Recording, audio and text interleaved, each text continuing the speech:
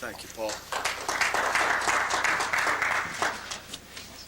Thank you. I appreciate you guys giving me a chance to come up and visit with you and talk with you. We haven't really recruited this area very hard, being it's such Big Ten country. I played at Iowa and spent 10 years at Iowa, and I certainly recognize the quality of players that y'all put out up here in Chicago. Without question, it's a great recruiting area. Hasn't been something that we felt being in the Big 8 that we get enough recognition. We could come in here and fight the 11 Big Ten schools that are all up here, and I know just about every one of them is here. But it is great to have a chance to meet you. I'm going to visit and talk about pattern recognition and pattern reads out of our zone coverages, basically half-field coverage and how we pattern read things, and then get into, if we have time, a little bit of cover 3 and the purpose of cover 3, okay, how we see it, okay, and the benefit of cover 3 along with the half-field pattern reads. As I'm going along, if anybody, if I'm down writing, please, if you got your hand up or just yell Bob, yell at me, I'll stop and certainly answer questions on any questions that you do have. To start off with, what we feel our half-field coverage, our philosophy in it, okay, are 4 major points or 4 things that we really feel we get out of it. Number 1, it's going to disrupt the timing and placing of receivers and the quarterback. Every offense or every team in the country, all summer long, all spring long, anybody that has an indoor practice field, all winter long, all those quarterbacks and receivers do is they drop back 3 steps, drop back 5 steps, and they throw all those timed routes. The stop route, the slant route, everything is perfect, okay? And their timing, and anymore, the timing of receivers and quarterbacks is so good, okay, that we feel we have got to throw them out of sync, okay? We got to make that quarterback pat that ball an extra time, okay? Got to make that receiver push him in farther than that quarterback's used to seeing him pushed in. Okay, shorten his route shorter than the quarterbacks used to having them there. So we are going to disrupt the timing and the placing of the receivers and the quarterback. Okay, number 2, or B, we're going to give the rush more time to reach the quarterback. As I said before, if we make that quarterback, his receiver isn't where he's used to him being all summer long. He's at that spot. He looks to throw it. He's not at that spot. He's got to pat the ball another time or 2. Gives your rush another split second to get off the block and get to the quarterback. See, it takes away the speed of the wide receivers. We get up against, if you got a 4-6 corner and you're playing against 4-3 wide receivers, okay, if you're asking him to play deep with that receiver all day, you're going to ask for some trouble. If you got some corners that may have average speed, average ability, okay, which is my next point, protects the cornerback's ability. It gives you a chance to roll them up, let them use maybe they're physical and not quick, gives them a chance to get up and beat on that speed receiver before he has a chance to get off the line of scrimmage. Okay, so those are 2 points that you have a way to hide a corner or hide a kid that may not be a great cover guy, okay, but he's a great run support player, and you can find ways, okay, to get him on the field and protect him and protect his ability.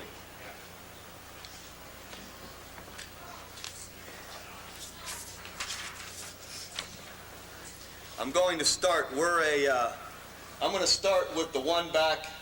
We call it a spread set. Okay, first, just because it's defined and it shows a little, the next one I put up will be a pro split backfield. Okay, but from our base, and I'm not going to put the front in here to cloud this up, but from our base alignment,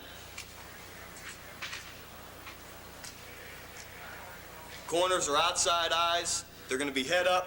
I'll have them anywhere from nose up on the wide receivers. Okay, they're on the outside eye, real tight shade though. I don't want them shaded very much at all. Okay, and they're anywhere from on the nose on that line of scrimmage to 5 yards deep. Okay, if we call bump certain situations, we'll put bump with the coverage, and that they're going to play them nose up. Okay, other times they'll sink off. Other times you'll see, in the videotape we'll watch, you'll see the corner start to bail out and set it down late around 10 yards. I call that a Cathy technique. It's a soft corner jam is all. We just give it a name. And one thing I guess that to talk and just that I gave that technique a name, a Cathy technique, rather than telling them just play it kind of soft.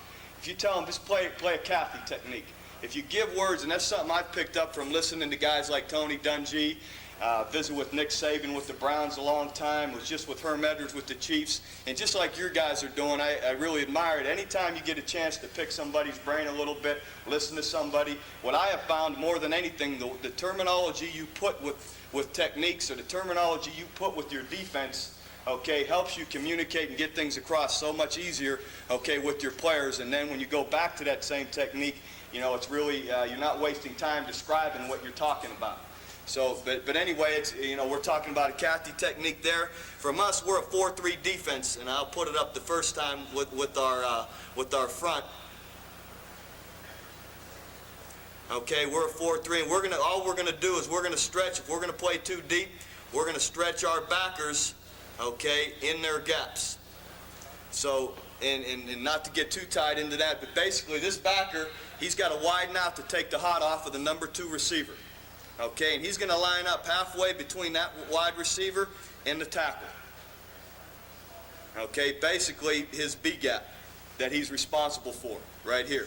So he's going to line up halfway between. Now, if that's not far enough, they can still raise up and throw that ball and hit that receiver, and he gets more than 3 yards, he's got to widen a little bit more. But he is stretching himself between that gap responsibility and that wide receiver. This backer is responsible for protecting over this number 2 receiver, which I'll number him in a minute. He's going to widen between the A gap and that tight end. Okay, this Mike backer is going to split the B gap and the A gap. Now, just so you understand, I just got done listening to Gary Barnett next door. I walked in and listened to him for a few minutes. Of course, they're sitting over there scheming us, right? Offense, defense, everybody's strategy, 6 in the box, run the ball, right? And you can see why right here, why a team that plays too deep is not always gap responsible. We're going to try and fold. Well, you can see here what happens is those linebackers are stretched now. You're not as tough against the run. Okay, so, but anyway, this is something we will do, a team that we feel we are better than up front. We can stop the run with 6 in the box. Or it's 3rd down and 10, 2nd down and 10, we're willing to give you 4 or 5. Okay, but 1st and 10, a team that we can't dominate up front and stop and shut down the run, you will seldom see us in this. Okay, but, okay, from here now, from our alignments, the safeties are 14 yards deep. 3-4 yards outside the hash. I tell them you always be in a position that if that receiver hits that boundary clean, that you can cover that boundary. And they're 14 yards because there's 2 receivers in their half, lined up in their half. If there was 1 receiver lined up in their half, they cut it down to 12 yards. Okay, so they're 12 to 14 depending on the number of receivers in their half. Okay, from here, we number receivers 1, 2, 1, 2 from outside in a balanced 1-back set. That back there is 3. And really, men, I'm going to talk about getting over 2, getting over 3, those kind of things, but don't get too hung up in the numbers. We teach our players patterns. Every team you're going to play in offense, they have set routes, and they're never, you know, unless they bust something, they aren't going to put 2 people in the same spot. So when someone's in front of you, there's usually someone in back of you. When someone's inside of you, there's usually somebody outside of you. So we want to recognize patterns as they develop. And how they do that, and I'm going to start from the inside, okay, is this linebacker is taught, as well as this one, to stay over the number 2 receiver. So to keep between the quarterback and the number 2 receiver. Okay, and we want to reroute his route. So as he starts to release, we're going to widen, flat, okay, shuffle step outside, trying not to turn our shoulders, and we want to engage this receiver. We want to get our hands into him, and we want to take him out of his pattern. Okay, he's responsible now, not only for this receiver, he needs to understand the entire route. So what else can be happening? Right here, same thing. Get your hands on that receiver, reroute him, jam him, hold him up. They are responsible for staying over the number 2 receiver. Okay? This backer is going to sink back, and he's going to stay over the number 3 receiver. Okay? And as long as these 2 receivers stay vertical or on their side of the field, he will remain over this check down back. And I'll show you some patterns here in a minute. These corners now are going to reroute number one as they release. They're going to get their hands into him, and they're either going to shove him farther inside than he wants to be, or if they hit that boundary, okay, we're going to hold that boundary up to try and protect the boundary. And I'm going to go over those techniques after dinner, but I just want to get over the basic reads here in this segment. So as I engage the number two receiver, what else is happening with my pattern? Expand your vision, as well as it's important to communicate. That corner needs to communicate to his backer. Okay? The common route with everybody is the stretch route. Boundary release with the verticals up the middle. Vertical, boundary release. Okay? Corner's going to widen outside. They're going to post up with that outside arm, trying to protect them from getting up that boundary. They're going to pivot inside to the quarterback and throw that elbow and hip and try and block that receiver from getting up that boundary. Okay, and it's important. We talk about it's a hook technique. So as we turn inside, we want to try and hook that receiver and keep him from getting up that boundary. Okay, this backer now, as he expands his vision, he wants to widen this seam. Don't allow yourself to be beat inside. Okay, you want to widen that seam as it goes vertical. You expand your vision. If you see that receiver on the boundary, it's stretch. If you got to turn into this guy, whatever you got to do, but you run with him and you protect that seam at all costs. Never come off the seam when it's a stretch play. Okay, what other release then can happen off of this vertical release? Okay, so right here, we got a vertical release. I'm jamming that receiver. I'm widening that seam. I'm getting an inside release. That corner should be running that receiver down inside, and he ought to be screaming, in. He alerts that linebacker that he is getting an inside release. Okay, that backer as well, whether it's noisy in the stadium, maybe that's a freshman corner that doesn't use his mouth yet. Okay, that linebacker engages, and as he engages and starts to ride that seam, he gets his vision out to feel the route. He feels the inside release because now all of a sudden it's getting crowded in here in this space. That receiver's releasing inside. All right, he can feel it. That receiver is not releasing inside to stretch it. Okay, so it's no longer the stretch play. So now what he's going to do is he's going to sink and he's going to choke it down at 15 yards and wait for the squaring. And I'll show you footage of tape where we do it. He'll be riding that seam. He'll see it in, and whether he rode it a little too far, he'll flip back and he'll play that squaring. Okay, so you know everybody runs the same old routes to clear and square in behind it. Okay, so that's the only thing that'll ever take me off of a seam as a linebacker, off of the number two receiver. And what happened there when he squared in, he became one, he became two, correct?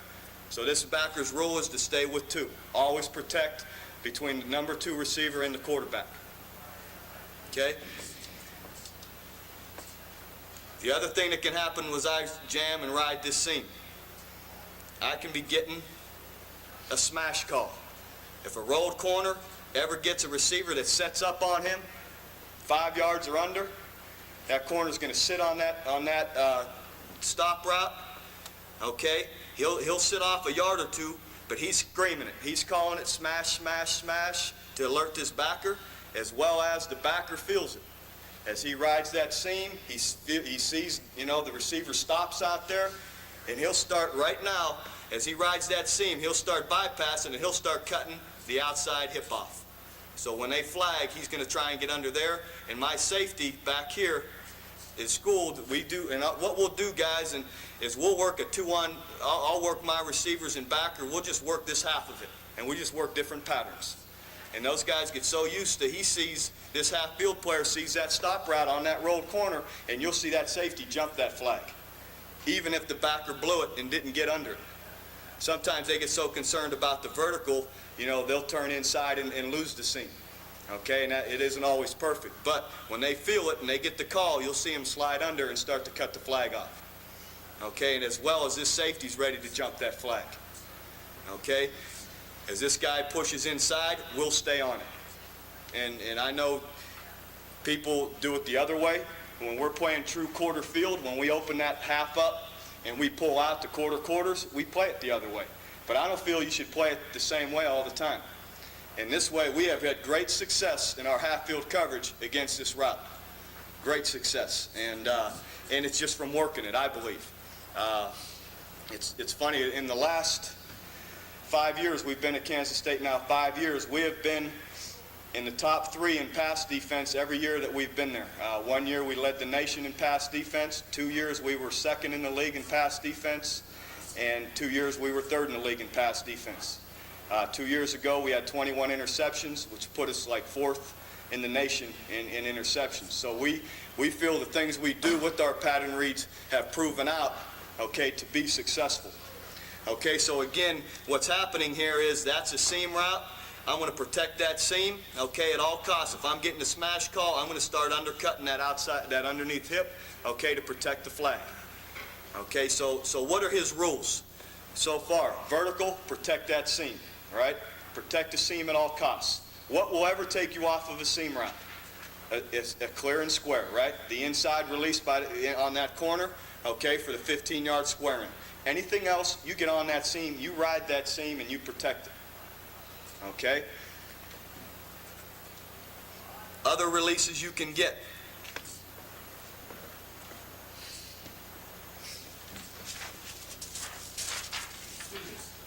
What is the linebacker's initial key? What's he watching? They key ball first, or they're keying the one back first. So, do they not have problems getting back to those seam routes? Let's say if they get some sort of fake. Well, good question. This guy is really tough, right? He's checking that back out, but before he supports and plays like a true backer and supports that B gap, he's holding, he's waiting, and he's checking that seam first to see that ball pulled. Again, it's not as good for the run, is it? That's the purpose of cover 3, which I'll get into in a minute. So I'm not going to even try and say, and I've heard coaches say, oh, you're fine against the play action pass with verticals is tough. It's very tough. And you're going to be weak in one area. We're in it, like I said, long yardage, which I think is great. Take them out of their routes, take them out of their patterns. Or a team that we feel we can dominate up front and we can play with 6 in the box. A good team that's as good as you are, 1st and 10, they're going to get 4 or 5. Okay, if you live in this. Okay, or you can play, a lot of people read this. If they see the vertical, he'll pull out and they'll end up quarter here to protect, this seam. But as a standard rule, he is going to hold, and he is not going to support that run, that B gap, as quick as he's going to protect that vertical. Okay, so he's going to wait. If he sees the ball, the stretch play coming, he's sitting waiting, he sees it handing off, it's stretching to him anyhow. And all he's got to do, he's got to beat that receiver into that B gap when that play stretches to him. Does that make sense? So he'll be a little bit late on that. When they read it well, when our front plays it well, they get 2 or 3, and we can live with that. Sometimes you shut it down totally. Other times they're going to get you for 4 or 5. And that's the weakness of it, and that's why every one-back team tells you, to run the ball if there's 6 in the box.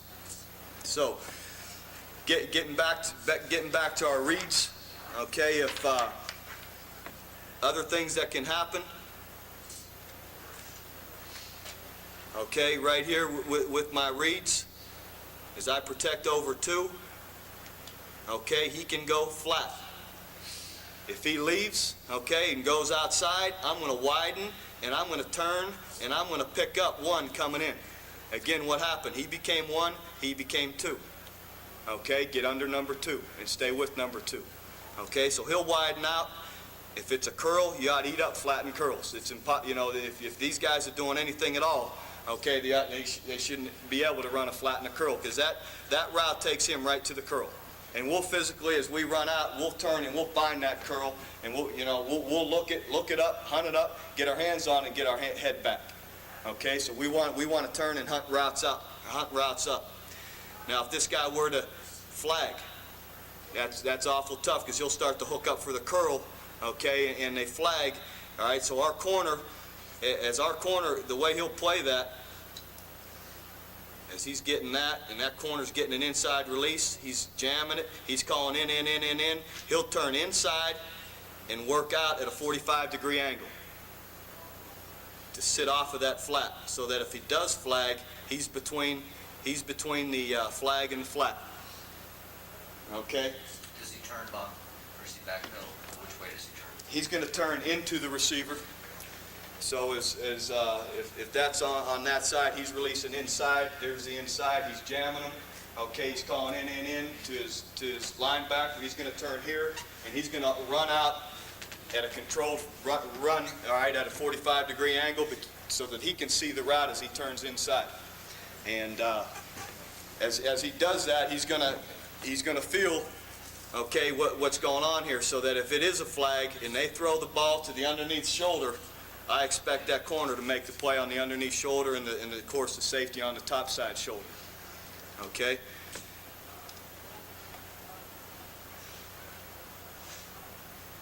Okay, the only other thing now that can happen,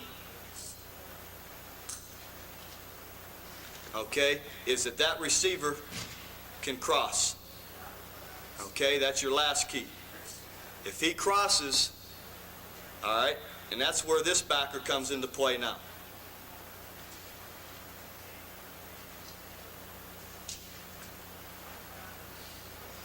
Okay, if he crosses, he is no longer becoming 2. All right, if they block here and he crosses, all right, and say they run the smash route over here, okay, or say they're running verticals, that's going to take this guy out of this hole, isn't it? That's his role, play the vertical. All right, so he's gone with the vertical. This corner's protecting this boundary. Okay, this backer, middle backer's role is stay over 3. As soon as there's a crosser, he jumps the crosser because that's 3. Okay, so he'll jump that crosser immediately, that Mike backer in the middle. He's going to jump the crosser because it's 3. Your role is, as a backer lined up over number 2, if your guy crosses the field, all right, to the other side, you immediately go back for the squaring, right here. Because normally when they run an under in front of you, they're bringing somebody in and back to square in behind it. Okay? So as they do this, again, you know, as they come here, he becomes 3. If they block this way, okay, he's becoming, as he blocks and maybe checks out, he'll become 1, he'll become 2. Okay? Again, we don't get so tied up in the numbers as we teach them routes. You get an under, you get a crosser, you turn, and you go straight back for the squaring and look for it. If it doesn't come, square back up, okay, and look to come up, you know, and close up on the check down. For instance, if this guy were to post, all right, and takes himself out of the square and check back up and try and squeeze back to the check. Okay, so it really, you know, holds true on any route. Let me show you. I'll show you now from a pro formation. Okay, and how we line up. We go Will, Mike, and Sam. Corner, strong, corner, free. Okay, he's keying 2, he's keying 2, he's keying 3. Okay, in this kind of situation, these two will communicate to each other banjo, which just means everybody's going to do this. You know, or they're going to cross those 2 up, you know, trying to change up who's 2 and who's 3. Okay, but as they did that, okay, he started off being 2, he started off 3. Once they're here, he's 2, he's 3, right? Mike's going to stay over 3. Sam's going to widen over 2. Okay, if 2 continues to the flat, he now became 1, he became 2. Get under 2. 3 is vertical, stay over 3, protect that seam. Okay? He's vertical, that's 2, protect that seam. Stay with it. If the tight end were to cross, Mike, that's 3, close that crosser. Okay? He stops, sit on it. Start calling it out, smash, smash, smash. If he's inside releasing, call it in. Will's running with the vertical. He's getting an in call. That'll take him off the square. That'll take him off the vertical because he's looking for the squaring. Any questions on this part of it? Okay. Let me go to I'll go to a trip set. It's okay. So we got corner again. We got Will, Mike. We got Sam's got to line up halfway out between his run responsibility and his pass responsibility. Corner, strong, and free. Okay, what are their keys? 2, because he's out on his vertical, he keys 2.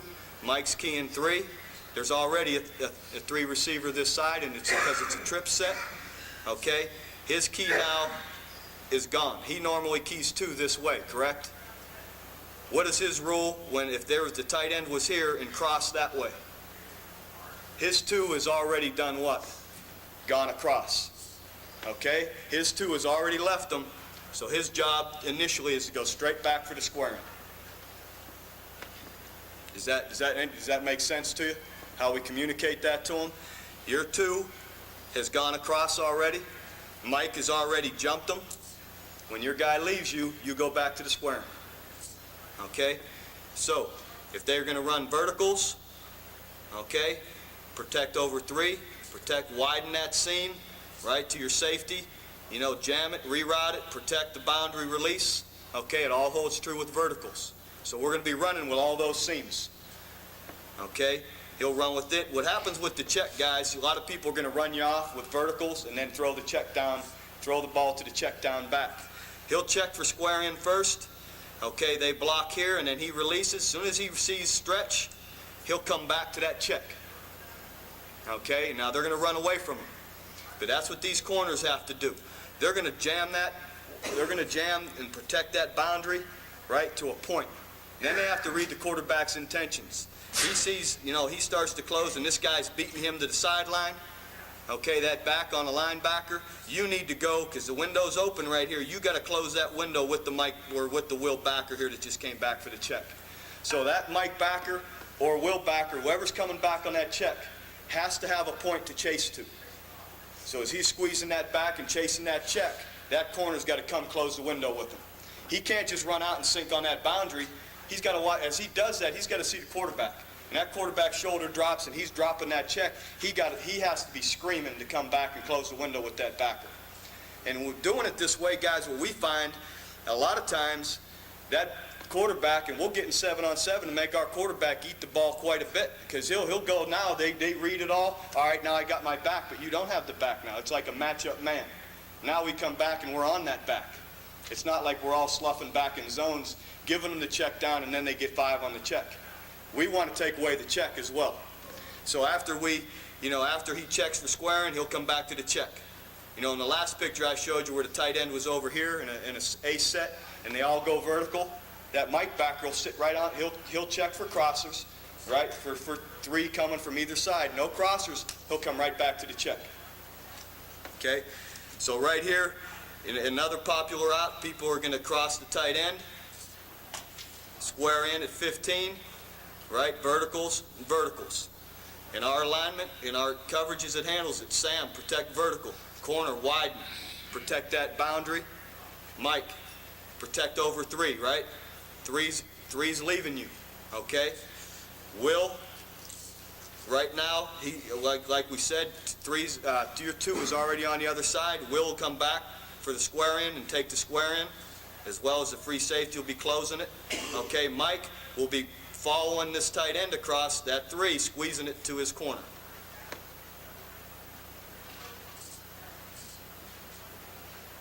Okay?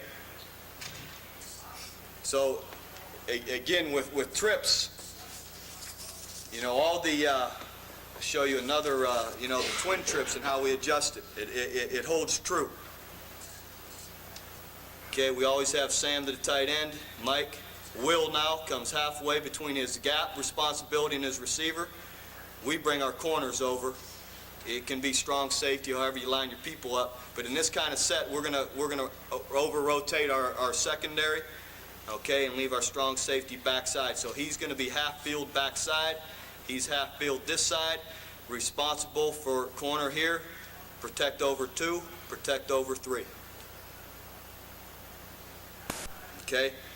He's going to protect over 1, which is right here. Mike here is going to protect over 2, this side. Okay?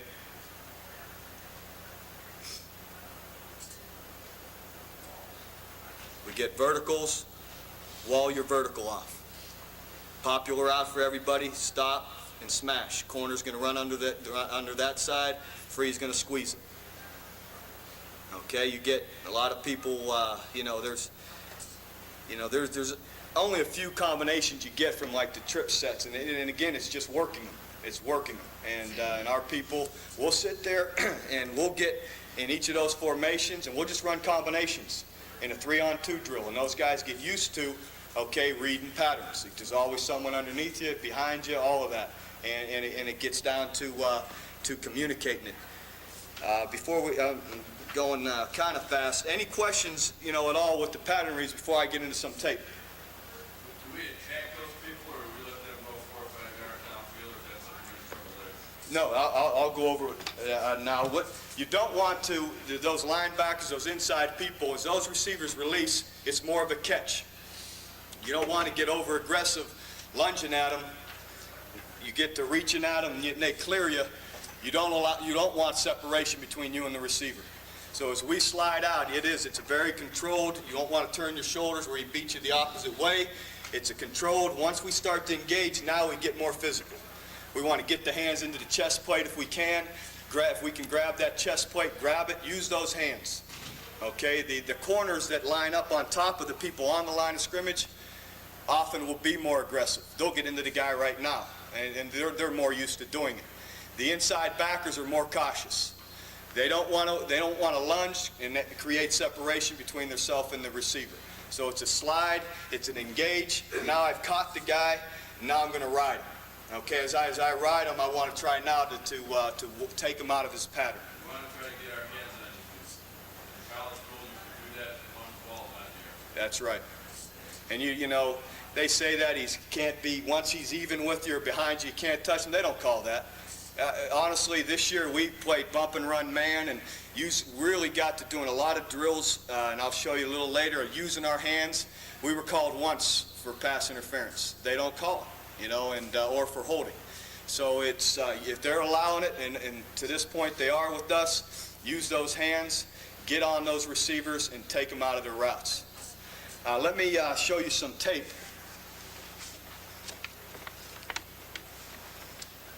Let's see here. Take this down.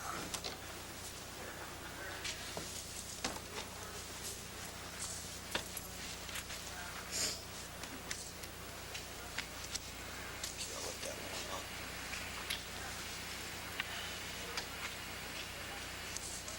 And it sounds, there you go. It sounds complicated, but honestly it isn't. I was at Iowa for 10 years and we never did that. And if you start with your players from day one this way, I find it easier to do this. Our whole concept, guys, is we're going to cover people, not spots or not grass. So we're going to go to where the people are and cover them as opposed to just covering spots. Here's this is just a teaching tape that we give our young guys or new players coming in. And you can see us here, okay, we're in a base spread set. We got our wheel backer part way out here to the right side. He's going to widen, jam, get his hands on that receiver, protect that vertical. You can see how Mike, the middle backer, is going to sink off looking for crossers to close crossers. He doesn't get one. See how he comes up and takes the check away? So that's a good look at the stretch play. You see the corner up top trying to put his back on that receiver and hook him and not allow him up the boundary. Okay, here's a look at a couple patterns. Here the backer running with that inside seam is getting an in call from his corner. The corner, he can tell right now, if it's a stretch play, that guy's going to do anything he can to get on that boundary. Even if he's got to run out of bounds and on the water bucket. He is not going to get himself inside. So right here, that corner's riding him. He's getting an in call. So that backer's got his head outside. He sees it. He'll sit and wait for the squaring. What's your half player looking at, Bob? The half player is going to read ball first and always keys his outside receiver first. He's going to always key to the outside receiver just to realize if he's getting stretched or not. Okay, and if he's not getting stretched, then he doesn't. Then he'll tighten. He'll squeeze back inside a little bit more to the hash. If he is getting stretched, he's got to stay 3-4 yards outside that hash and wait. But he'll end up then just like where I said before, he'll end up keying the outside guy first, and then he'll get a look in at number 2 as well. Up top, you get a look at the smash route. You see the corner here up top, reroute, and he's calling it out right now, smash. So the backer right away, the backer should have saw it even before he called it. The guy setting it down right there, start to cut under the hip.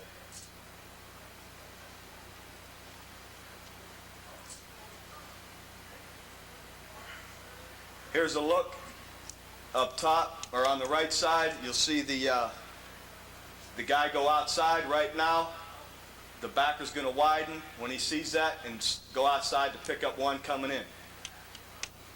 Here the corner, we always run with the trail routes. The corner's calling in. He gives off in case it's a flag and a flat, and then the sucker comes right to him. We call it a sucker route, trail route. There on the right side, we're going to go with it. Here you see the Mike backer in the middle. He sees a crosser. 3, that becomes 3, close the crosser. You see the backer up top, or on the left side. His guy leaves. Number 2 crosses, you go straight back for the squaring. And, you know, again, people run, you know, these patterns usually fit. I don't know if I've ever come across one where it hasn't fit. All right, here's a trip set. Pro trips. Okay, when I put up pro trips first with you guys, Mike backer's going to protect over number 3. That's the tight end, correct? If he leaves, now it becomes just as if it were a spread set. Does that make sense? If the tight end lined up on the left side and ran to the flat, okay, this is what we do. So again, when that 3 goes to the other side, he balances the set back up. So now it's 2 each way. He sits in the middle, comes back to the check. Is that all right? I hope I didn't foul you up with that. And you see the Will backer on the left side, 3 started away from him, so he's already crossed. Come back to the square end first and play it. Bob, run that back. What if number 2 ran the drag and the tight end ran vertical? What would the Sam do? Great question. Mike, if the tight end runs vertical, Sam's going to run with it, the middle backer. Okay? Our Sam backer out on number 2, if 2 ran an under route, just like the corner squeezes the smash route, he's going to squeeze it inside. Because it's It'll take away the square end on the other side. right. So the rules hold if an outside guy's running an under, a 5-yard under, you squeeze it and run with it. Chase it into the next inside guy. Here is out of twin trips now. Here's the smash route outside. You see our corners jamming, rerouting, and then slides under. The good thing, guys, also about half-field coverage is you take away quick throws, short throws, because you got 5 underneath cover people. And it makes a quarterback, if he isn't that polished, try and drop the ball into holes 20, 25, 15 to 25 yards deep. And a lot of them aren't comfortable doing that because we stay so tight to people. Here's just a flat and curl outside. People run, and you know, with the sucker route. The half player, is he more conscious to help Mike on this? Yeah, he always realizes when we're we could be in a bad matchup. If we got a backer with the receiver inside, be ready to fold over him. Yeah, he sees almost all the time. You watching the linebacker. If there's ever a crease, if we're being creased in the middle, they have always got to be careful of jumping something outside first. What kind of shape are the underneath of the linebackers and corners in as far as seeing the quarterback when he's throwing the ball? Sometimes they'll miss that. But I've seen a lot of guys see the ball thrown and not be in any position to make a play. Does that make sense too? You know, there is a little bit of a trade-off sometimes. You get caught, your head turned away. But I've seen a lot of people get to spots, see the ball thrown, and see it caught too. You know, they're not in a position close enough to react to it. So you try and find that happy medium where you're finding the receiver, and then we want to get our head back as quick as we can once we've engaged and we're at a point where we feel it can be thrown.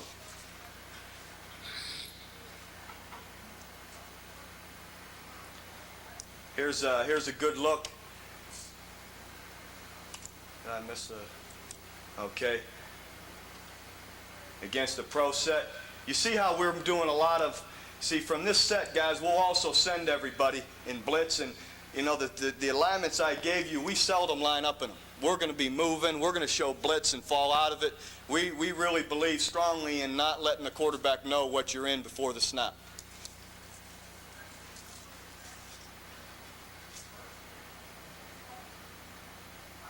Here's a good look at the Sam and Mike with the banjo call. Tight end comes in, the back's out. So Mike picks it up and chases and protects the seam. Corner closing a little quick, I don't want to see him that quick on that flat route. Here, as you watch our Sam, we put Sam outside. It's just a variation in our front.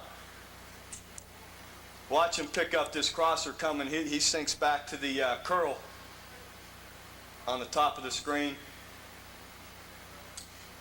Feeling for it, and then he sees the opposite one coming and just takes him out. Is the half player wrong there? The half player, no. What I'll do, Dan, is I want him to jump him. And I want the other one then, to, if they were to cross, he should cross to the other side too. See, if you and I are half players, I may not trust that you'll be there, but I know I've got to overlap myself. Yeah. They're always responsible to stay inside of that widest receiver, you know, on a post or squaring. So they may cross each other if that were ever to happen.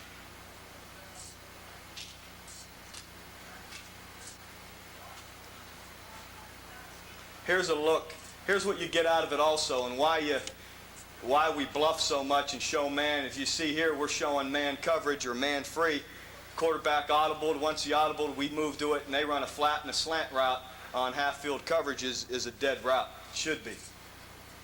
Again, we bluff them into throwing. If you watch the top of the screen, watch our backer pick up when the tight end goes flat. He'll turn and engage one coming in. We're moving to 2 so you understand it here from a 3 look. Does that make sense? All right. Again, the disguise and the change-up is great. You see him trying to, right at the 40-yard line there, our backer turn and pick up the curl right now.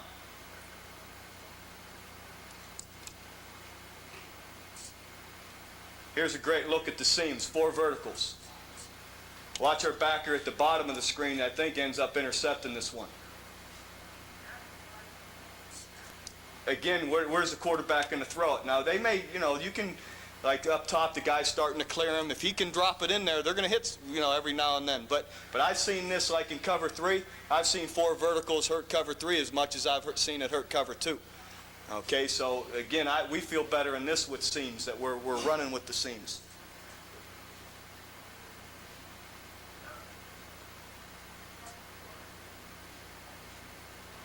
That's just a little get open route. You see our corner does a nice job of how we post the outside. We watch him post what is out the bottom of the screen, post the outside arm. The guy, he ends up tripping the guy actually. And he ends up seeing the throw. He comes in on, that's just a little get open route on the inside backer. You see the backer turn and engage him, the tight end.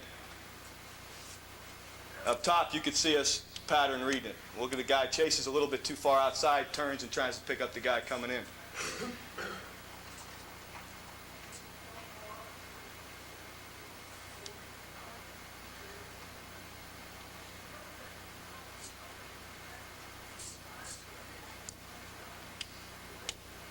This is just a look at how it gives your rush extra time to get. I don't know if anybody's even, we're engaged in both. Look at both seams are engaged. We're rerouting them, and we're already on the quarterback. And they haven't cleared 10 yards yet.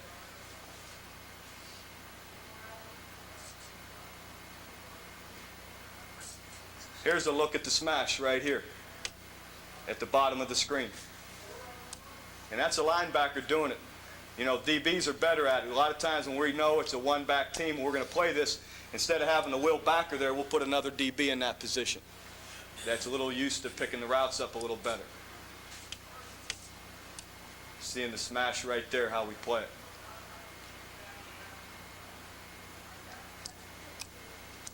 Oh, sorry.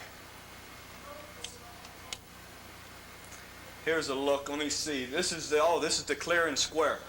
So if you look at the top of the screen, we're in half field there to a twin open team, to Okie State. We're running with the vertical. He gets an in call. He's a little late, but you see him wheel and pick it up.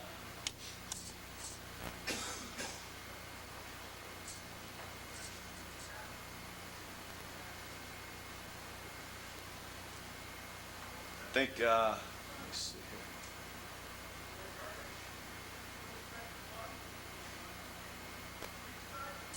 here. It's just a nice job of, you watch the inside seam player never even is able to clear the backer up top. Sam Keen tackle for the pass as he watched the ball. He's still keying the backfield. But again, he's keying the backfield, but he's slower. He's not going to commit in there until he's sure the ball's been given. He's sometimes soft versus run. Yeah. Here's a look at the verticals out of the trip set, how Mike runs with the number 3 vertical. Now, we got something going on the bottom of the screen. We knew, when they got in this set, a certain thing or a certain down and distance, we had a call, so the corner's going to bail out on it, on this one. So that the free safety here at the bottom is going to protect Mike a little better.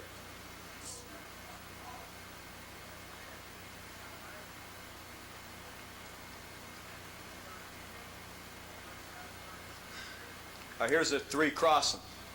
Okay, so you see Mike, we engage the vertical here at the bottom. Mike is closing on 3, he's a little late. Now at the compound out, I said the corner has got us close the window for the backer. As you look here, my corner ends up, look at the bottom of the screen, he gets a great funnel, he gets too much of a funnel, and then he chases the guy. And he's a freshman. What he's got to do, he's got his right arm, he's got to post him. He needs to see the ball thrown at this point and come back and help that backer to close the window. He does, but it's a little bit late. So if he closes that window, they still may have completed it, but it ought to be a 5-yard completion if he's coming back.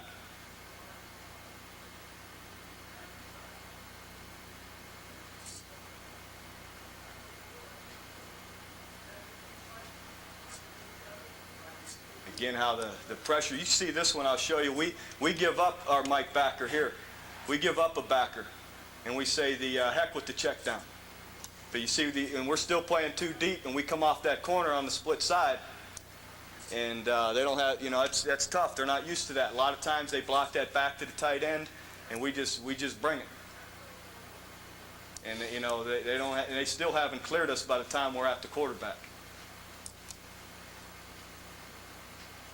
Here's a great job by the corner. You see how the corner protects the underthrow here. It's a stretch play. And here the guy did go inside, but still, and then he goes back out. But the corner's always going to protect the low throw and the short throw away from the safety. The safety's not very good here. He jumps the seam a little too soon. Should you just got more depth? Yes, more depth, and then he shouldn't have committed to the seam, because until he's sure that's where the quarterback's going. Here's a good look at the twin trips now. You see how Will's halfway between actually that's a DB for us, but it's the same thing on the number 3 receiver. So we're going to protect those seams. See how watch him, he ends up cutting under and getting it.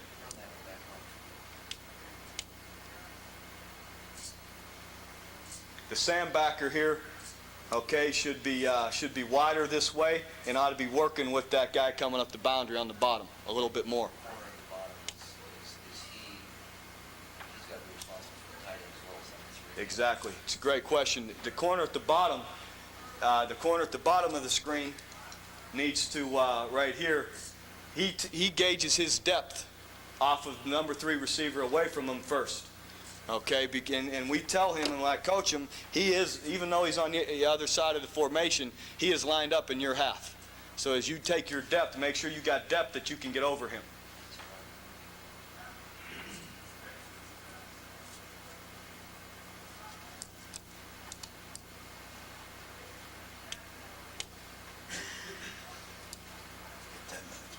Okay.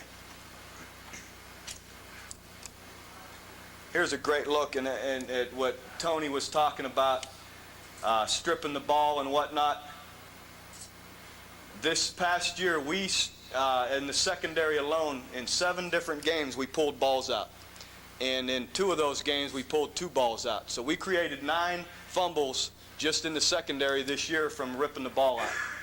Here he comes up and rips the ball out.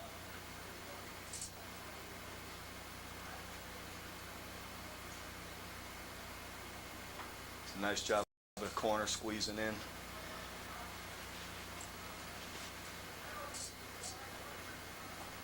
Here's the smash. See how the corner stays on the smash. The inside guy's a little late because he's so worried about seam here, depending on the team it is. But watch the safety jump it. You know, he sees the smash right away because he sees he's keying the outside receiver as well. So the half-field safety's already outside of that flag, so he jumps it quick. It helps too. Jamie, our free safety there, Jamie's was a first-team All-American on just about every poll there was, a consensus first-team All-American, Jamie Mendez. And Thomas Randolph, the corner here at the bottom, is a guy that they're saying right now ought to be the third or fourth defensive back taken in the draft. So I was pretty fortunate, really, too, to have some guys take care of me and cover pretty well. Here's a good look at the sucker route. You see at the bottom of the screen, or on the right side there, how they, you know, the two goes out, one's coming in, the corner picking up the sucker.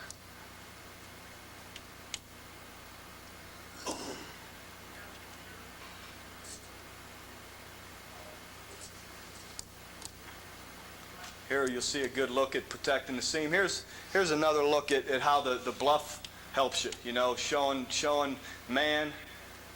You know, you get those safeties like they're coming up to cover those inside people. You know, and you get the quarterbacks to audible, hold everybody in, and get a three-man route. You know, and you're rerouting all the receivers, taking away quick game. And that's the nice thing about it. They don't have three-step drop now. The corner at the bottom's pretty poor. He's playing a Cathy technique, but he doesn't get the guy blocked. A nice job protecting the seam, though. See how sometimes we'll turn right into it? And it's important what he does here at the end is get between the quarterback and the receiver. So if the guy does get around you, don't run in his footprints, but get back inside of him.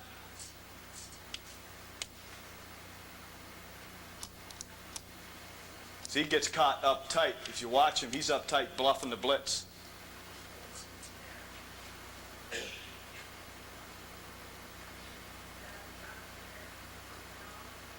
But what's great about bluffing the blitz, people audible, they think they have three-step stop routes, and if you go to half field on it, they don't. You know, you're rolled up on those. Here's a good look at the bottom of the screen. Watch the backer knock the smash down. Here at the bottom of the screen, right near the 50. And here the corner's baiting him. That's a Cathy technique. He wants the guy to think he's a soft corner, all right, and then set it down late.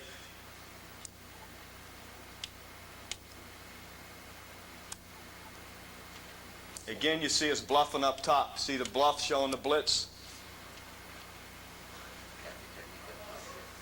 Yeah. And a lot of times the corner to the wide field usually ends up with the Cathy technique because I usually tell them the farther you are from the core formation, the looser you can play it.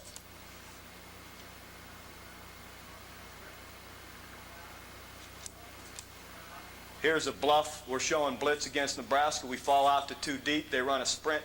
Here's a Cathy technique and the advantage of it.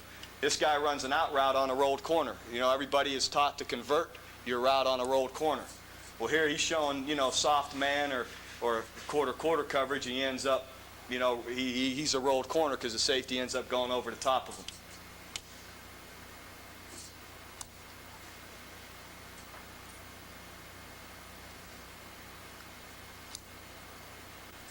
You just needed to contain the quarterback. Watch the corner all the way up top, a Cathy technique.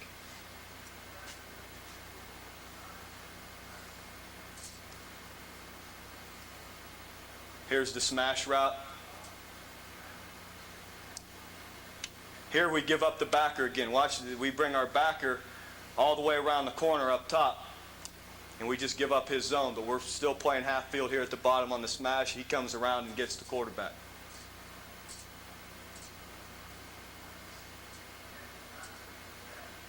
There's the clear and square again.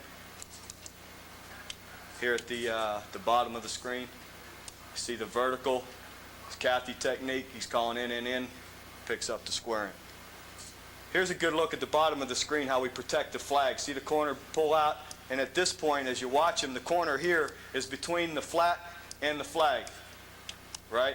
Here at the bottom of the screen, he's between the two of them, and he's got the underthrow on the flag, and always be ready to react up to the flat.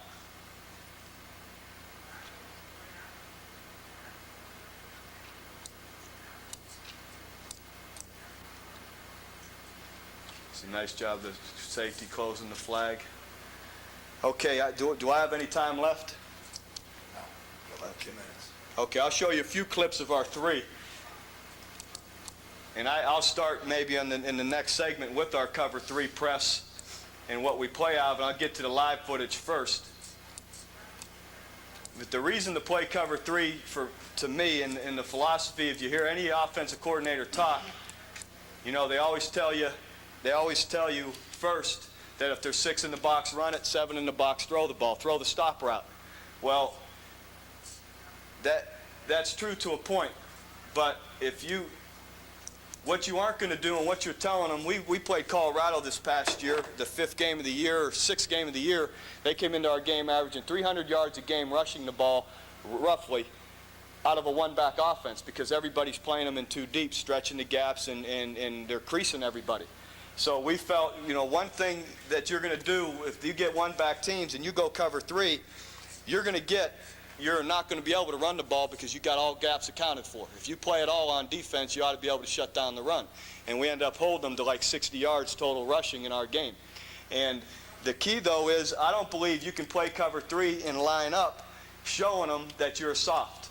So from this look, what you'll see us play all the time, from this look, you'll play man-free and bump it and play. So we may not fall out to a soft corner.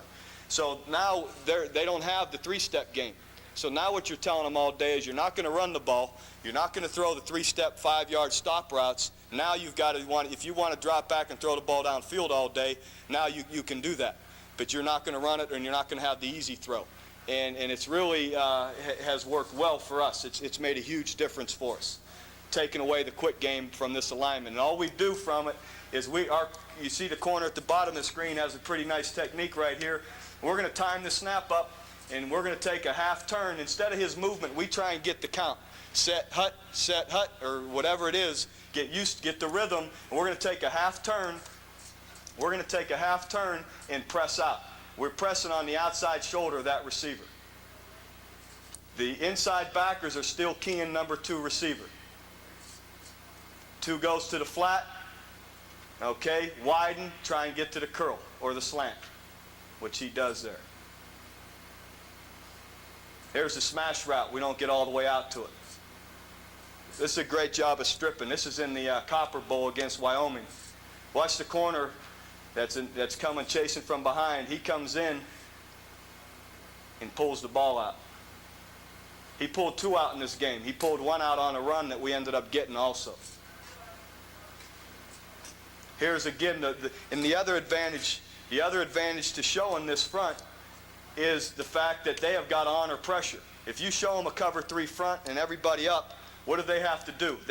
You may come with that pressure as well and bring those people off that corner. So now a lot of times you'll get this. They bluff, you know, they hold everybody in. We got a 2-man route on cover 3. Corner's a little late, but again, we're out late.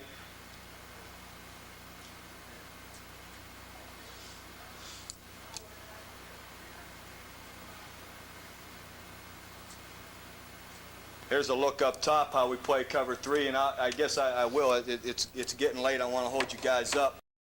I'll start with that when we get back, if anyone's interested in you know how we deal with cover 3 in the different pattern reads we get out of that. The cover 3 isn't quite as intricate with the pattern reads as the cover 2 is because you're a guy short and you're underneath coverage. But you got the advantage of the fact that you're showing more pressure, blitzing, you know, on the snap. And again, we try and take away all that